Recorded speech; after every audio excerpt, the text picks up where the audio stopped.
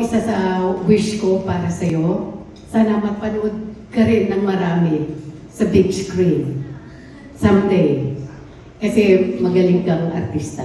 Not for anything, no? Not because alaga kita, pero nakita ko yung pag-grow mo as an actress. Second time collaboration na may masasabi talaga ako sa kanila, sorry. Second time namin na mag-collaborate, first time was X-Deal 2. And sobrang iba na yung atake ni Angela dito. So, I'm really happy na nagapanan niya yung as Laura. Reaction, Angela. I'm tongue-tied.